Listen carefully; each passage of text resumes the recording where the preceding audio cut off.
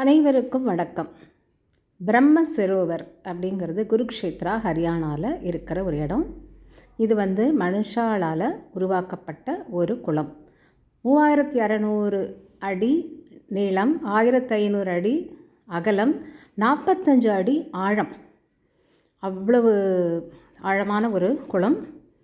இதில் குளிக்கிறதுனால பாருங்கள், நம்மளோட பாவங்கள் தீர்க்கப்படுறது அப்படின்னு நம்புகிறோம்.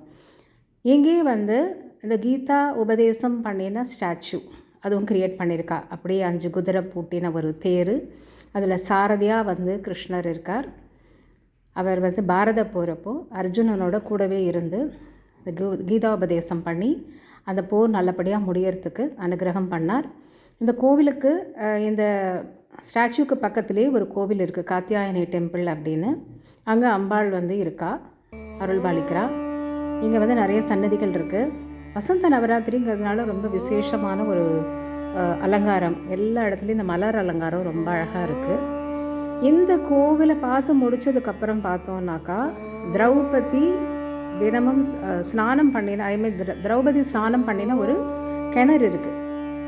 துச்சாதனன் புகழுரிச்சான் இல்லையா, அதனால் அவனை வதம் பண்ணின அப்புறம் அவனோட உடம்பில் இருக்கிற ரத்தத்தை எடுத்து தலையில் தடவிண்டு அந்த குளத்தில் குளித்ததா ஐதீகம்.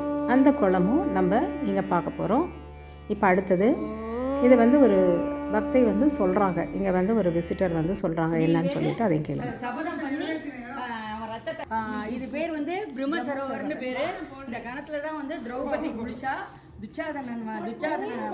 துச்சாதனனை வதம் பண்ணின பிறகு அவன் செத்ததுக்கு அப்புறம் அவன் ரத்தத்தை எடுத்து என் தலையில தடவிண்டு தான் நான் என் கூந்தலை முடிஞ்சுப்பேன், அது வரைக்கும் நான் என் கூந்தலை விரிச்சு போட்டுன்னு தான் இருப்பேன்னு சொல்லி சபதம் பண்ணி அவனோட ரத்தத்தை எடுத்து தலையில தடவிண்டு இந்த கணத்துல தான் திரௌபதி ஸ்நானம் பண்ண.